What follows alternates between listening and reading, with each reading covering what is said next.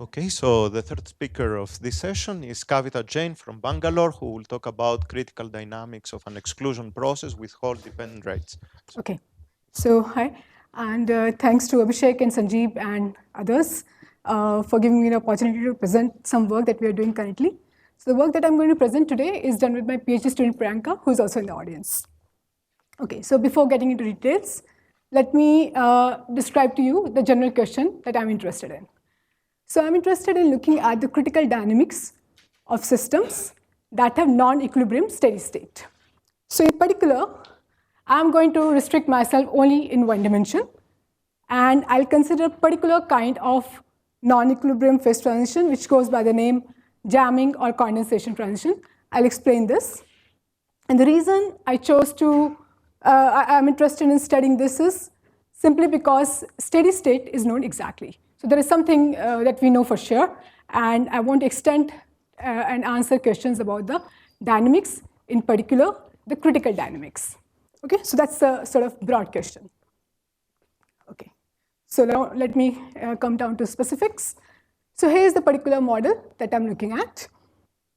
So we're considering a system which has, it's a lattice. It's defined in a ring with L sides, and there are total n particles which are conserved. So there is no absorption, desorption, or anything. The total number of particles is conserved.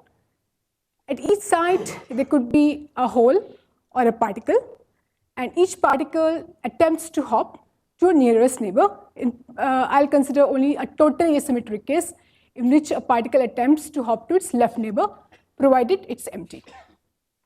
So this might remind you of some models that you already know, but the difference here is from the models that you might be thinking of is that the rate of hopping depends on the vacancies in front of the particle. So here is the sort of illustration of the model that I have in mind. So here is this lattice, and this particle wants to hop to its left neighbor, namely here, but the rate is u of 1. This guy wants to hop but the rate to again here, but the rate is u of 2. Similarly, for this guy, it's u of 3. This one doesn't hop because there's no empty site in front. Okay, so that's the model. Okay, okay, and now let me make a choice for these rates. So the specific choice that I'm going to consider today is u of n equal to 1 plus b by n. Here b is a parameter which is non-negative. It takes any values between 0 to whatever you like. And these rates are, of course, defined if the number of vacancies are larger than or equal to 1. So that's the hop rate. Okay? And you would recognize that when b is 0, then we obtain the usual tacit model for which we know a lot. Okay? Now, when b is non-zero, then you see the choice that we have made is the one in which the hop rate decreases with the increasing number of vacancies. So let me just think a bit about this model qualitatively. So what could happen? So if the density of the system is high, you don't have too many holes in front. So this term is not important. You expect interparticle spacing to be of order 1, answers to be more or less like the b equal to 0 problem. But when you are at low densities, then by fluctuations you could have a large gap in front of a particle, but then because a particle hops even with a lower rate, because when it has more vacancies in front, you're promoting the gaps. Okay? So at the low densities, we could have a jam. So this is something you could anticipate a phase transition in the model. And in fact, it has been shown. And you could, I won't go through these details. You could pick up this nice review article by Evans and Hani. But the point is that for b larger than 2, there exists a critical density. At high enough density, you are in a fluid phase where interparticle spacing is of order 1. And at low densities, there's a jammed phase in which there is a large hole cluster, large in the sense that it's a macroscopically large hole cluster that formed. At the critical point, again, there is a large hole cluster whose length diverges with the system size, but the length of that hole cluster is sublinear.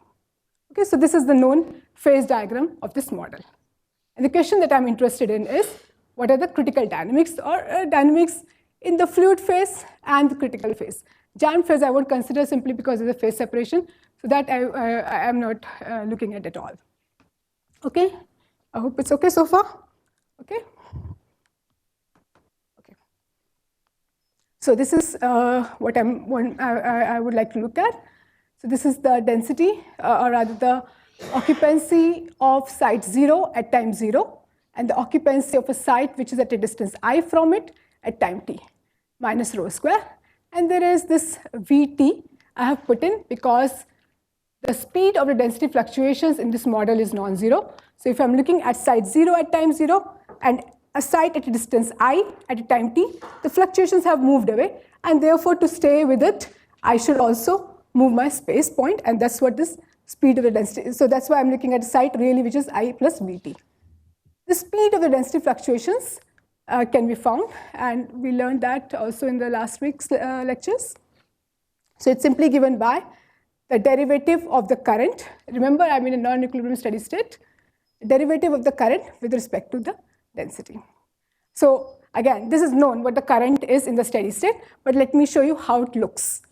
So this is the current as a function of density. So again, if you are aware of the b equal to 0 problem, you know the answer is rho into 1 minus rho. It's a parabola. It's a non-monotonic function. Here also, there is a non-monotonic function, but the current increases linearly till the critical point, and then there is some curvature, some form. But that's known. This current is known to be rho times fugacity. This is the calculation of the grand canonical ensemble. So this fugacity is determined by the conservation law. So this is the analog of the usual thing that you do. So this little g is related to the grand canonical partition function, and for the choice of the rays that I have made, it's given by this Gauss hypergeometric function. So this is all known. So we know j, and it works like this, and I can find out the speed. So this can be done, but I wanted to just point out one thing here before I get started. Of course, I can put it in the computer and do something, but let me just point out one thing here. So if I'm at, let's say, in the fluid phase, some density away from the critical point, okay, I just follow this out, work this out, find the speed. But now at the critical point, I could come from the high density side or the low density side, and it turns out the speed is discontinuous in a certain parameter range. So let me just give you the answer. So at the critical point, the speed when I'm coming from the low density side is just a constant 1. But if I'm coming from the high density side, it remains the same for b between 2 and 3, but for b larger than 3, there's a different expression. And then the question is, which speed should I look at? Should I look at this one or this one? So, okay. So we are going to put the speed to be the one which is coming from the high density side, and that we checked. And also it could be rationalized simply because you see, critical point is not very different from the fluid phase because there's no macroscopic jam formed. Okay, so I just wanted to point out this thing. But let me get back to the question.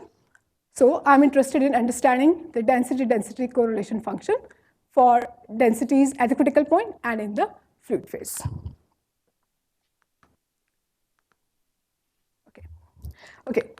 Okay, so let me again pause for a second and ask myself, what should I expect? How is this correlation function expected to behave? When again, as I said, that things are not macroscopically, they're not macroscopically large as whole clusters. They're not very large. So my simplest hypothesis that I could start with is that the system's dynamics are the same or very similar to that for the b equal to 0 case. Namely, I expect to start with at least the KPZ type of theory to work. So what I'll do is, I'll assume that, I'll see if it works. I'll basically test it, and I'll find out that at some points it does break down. And so that's what I basically want to explain to you. So I'm starting with the simplest hypothesis that KPZ theory still holds, and then I'll see at some points it breaks down. So let me just describe all these things. Okay. So this is my hypothesis that dynamics here are determined by the KPZ equation. And to map my model to the height equation, this is the usual standard one. The delta rho is like grad h. And if I'm looking at this correlation function, the density-density correlation function, it is related to the second derivative of the corresponding height-height correlation function. So I just wrote everything in discrete though. Okay, and this quantity we know, and we again heard about it last week. There are these parameters. First of all, you all know the scaling. It goes like t to the power 2 by 3, and there is the dynamic exponent 3 by 2. Then there are these two parameters, lambda and a. Lambda is simply the second derivative of current, and a is related to the static correlation function, and something about the scaling function is also known. So I'm going to now focus on lambda and a and plug it in, work it out, and see if it works. Okay. So I need to know these two things. So let me start by saying something about the static correlation function. So first, let's start with the equal time correlation function, and this is something we calculated last year. And this calculation hinges on the mapping of this exclusion process to what is known as the zero range process. So let me explain that. So I have this my exclusion model.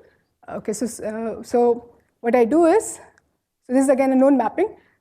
Each particle, you map it to a site and holes to these vertical masses. So this guy becomes this site. These two holes become this mass.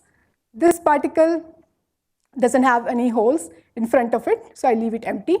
This particle has 3 holes in front, so I put them up, and so on. Okay? And again, the vacancy dependence of the hopping rates means that the hop rates are mass dependent in the zero range process picture. Okay, so that's the map which we exploit to calculate the equal time correlation function for the exclusion process picture, for the exclusion model. So now, if you just think a bit, you could check that the probability that the site 0 and at the site at distance r from it both are occupied, that due to the mapping is simply given by the probability that some s sites in the ZRP picture have r minus n particles, r minus s particles, and you just add them up. The row occurs simply because I need a particle which is occupied in order to start out with this mapping. Now the key feature of zero range process is that the steady state measure is known, and it is of this product form. So don't worry about this f, etc. The point that I want to stress here is that it's of the product form. So that's again known, and that facilitates calculations for for this equal time correlation function. So we write it in terms of ZRP measure and work it out, because there's a constraint, namely the number of particles we want to conserve over a certain distance. It's better to look at the generating function of this correlation function. So one could do that, and I'll just tell you the answer. So the generating function of the density correlation function of the exclusion process that I described to you is simply given by a certain expression like this, where G, I remind you, is this hypergeometric function. Okay, so we are set in the sense that we have all the inputs that we need to get started. We have our autocorrelation function, we have the static correlation function, we have the current, and we can plug in all this and work and see if the KPZ theory quantitatively holds. Okay, so we have this S, second derivative of this is this height correlation function, the equal time, and the prefactor, if it's linear, will give me the A.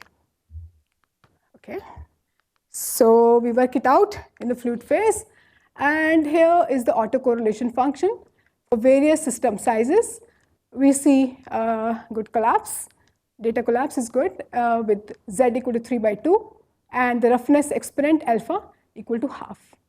One can do a little bit more, namely look at unequal time and unequal space autocorrelation function, correlation function, and see if scaling function is also okay. So it's reasonably okay, and here we didn't make very much effort simply because we don't expect any funny stuff. Okay, so basically in the fluid phase you expect KPZ theory to hold, and it does as expected, so no surprise. But now look at the critical point, which is where our real interest is.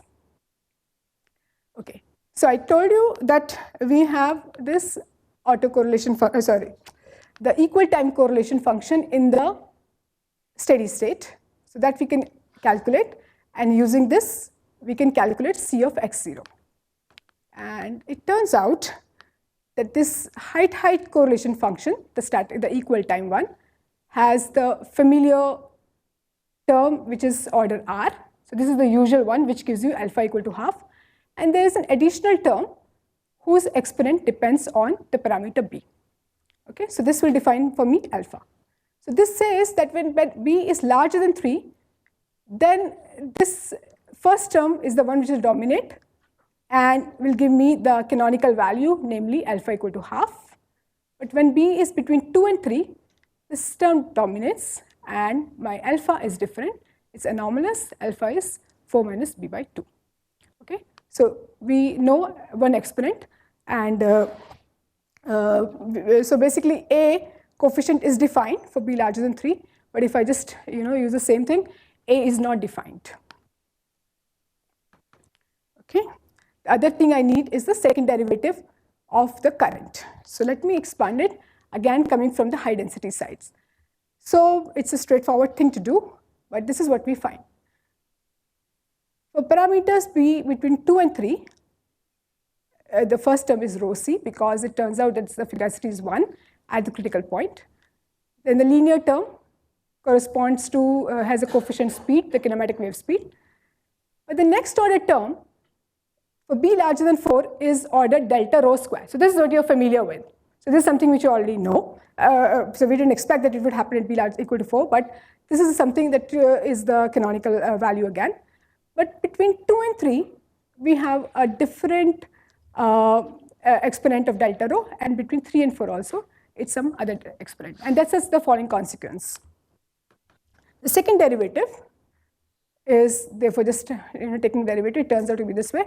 At the critical point, for b larger than 4, lambda is finite, but it does some, it is 0 between 5 by 2 and 2 and 5 by 2, and again, it sort of diverges, it's infinite for b between 5 by 2 and 4. So, it doesn't really, it's kind of weird. I don't understand in the sense that I don't know what to do with it. So what I can do is, instead of writing, thinking that, yeah, it's like a KPZ equation, what I should do is to write a somewhat different equation, and let me just write that.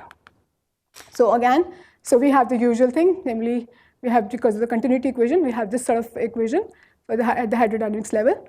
But now my current is this rho c v delta rho, but delta rho with a certain exponent mu, which is 2 for b larger than 4, and it takes these other values between 2 and 4. So these kind of generalized KPZ equations have been considered in previous works, but in our case, because the current has a different behavior, if I'm below or above, I don't have a delta rho mod here. So these works are considered something like mod of delta rho to a power mu typically larger than 1. And it turns out by simulations, arguments, etc., that it flows to KPZ. Here, I don't have that sort of thing.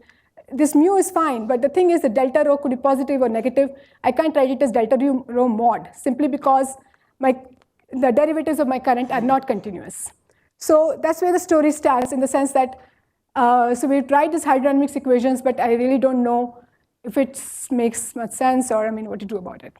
Okay, so all we know analytically is just the roughness exponent, which changes behavior at b equal to 3.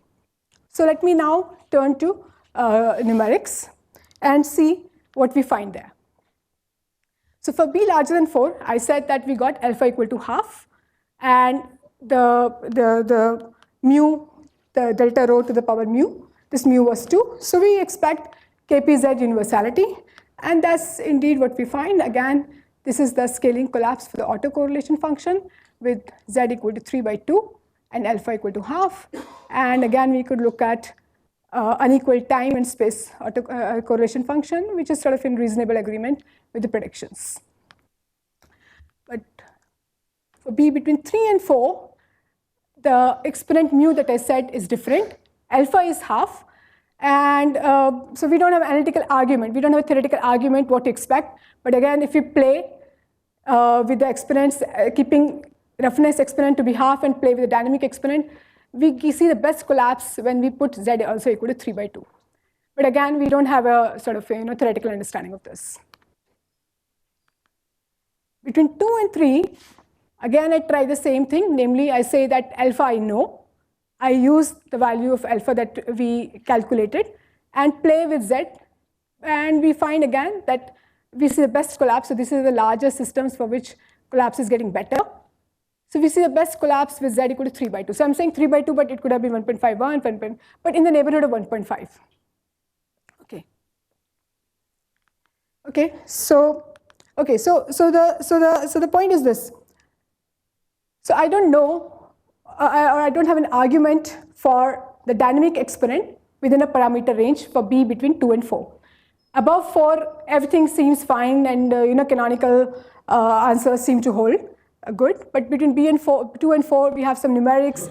But I wish there was some better understanding. But at least I don't see right now how to go ahead with this dynamic description.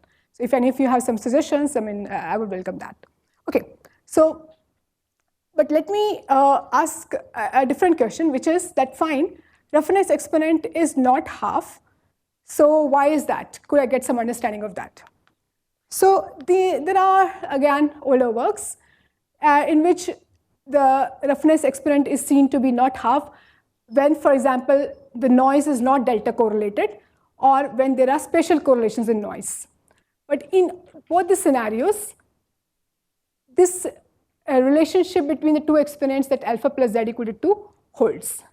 So we tried, so because I know alpha, let me assume this alpha plus z equal to 2 holds somehow, I don't know. Somehow it holds, and alpha I know, and I plug in z equal to 2 minus alpha and see if I can get a scaling collapse. So it works. It turns out that we don't get it. So basically, somehow Galilean invariance is also broken in our model for B between 2 and 4. So other possibility where Galilean invariance is broken is when you have temporal correlations in noise. So if we use the known results, we find that Z lies pretty close to what we use numerically. It lies between 1.5 to 1.56. So it's not like the usual KPZ with white noise delta correlated in space and time. Perhaps we have a temporal correlations, and at least within that, theory seems consistent. Okay, so but basically that's what I wanted to say. So let me just draw this, because there are just too many, perhaps.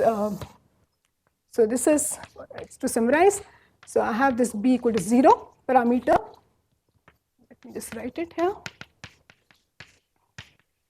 So when B equal to 0, you have the usual tacit. So B equal to 2 is what we were interested in. So for B larger than 4, at the critical point, we see our simulations to be consistent with KPZ. Numerics indicate, again, it's KPZ, but I would like a better understanding. Between 2 and 3, alpha is not half, but Z seems close to 1.5. So that's a summary on the basis of numerics and whatever little analytical results that we have. Okay? Okay, so basically I'm done. That's all I wanted to say. So I described to you a particular model. So it's not like this is my pet model and that's, there are lots of other models that do show this jamming transition. So for example, here I considered a model in which the hop rate depends only on the vacancies in front. You could also consider other models in which vacancies depend on the vacancies in front as well as the back. So again, we know exact steady state there. The hop rate may depend on particle to particle. There could be particle-wise disorder. Again, we know the exact steady state, which means we could find the roughness exponent. And we again find for these models as well, the roughness exponent is not half in a certain parameter range. We have, again, so there are other characteristics which are similar in these models to what I described to you. The current density diagram is also sort of similar. It's sort of linear, and there is some curvature, etc. So the larger question that I have in mind, which I haven't fully answered, is the critical dynamics of the condensation or the jamming transition. So that's basically what I'm interested in. So I wish I had more to say, but your suggestions, comments are welcome. Thank you. Thank you. Thank you very much. Any questions? Yes, please. Sorry. So you have a expression for the current in terms of density, and so then if you just expand, usually you get rho square. So how do you? So that's what I'm saying. It's not your rho square. So how do I'm you at the argue that critical rho? point, it's not rho square. Oh, so it's only at the critical point you need. Only at the critical point there is this funny behavior. Away from it, it's all rho square. That's not a problem. More questions? Yeah, I would like to ask you, so would it make sense to study somehow the opposite model, namely the higher the n, the higher the rate? Yes, So there's no transition there. That, like you have more space in front of you. Yes. So if I'm a car, I would Right. accelerate. Right. No? Yes, but then there's no phase transition in those models. But then there is no phase transition. Yes. So that's the thing here. So we generally develop hydrodynamics theories away from the. I mean, there's no critical point. I mean, the usual theories that we look at. But here, I'm interested in knowing what happens at the critical point. But is it obvious? I mean, is there an argument to see why there is no phase transition in this? Because see, the choice that we have made is that you promote gaps. But here, I will dissolve them. So there is. Why don't it pile up at the other end? I'm sorry? Why don't it pile up at the other end? If I am, okay.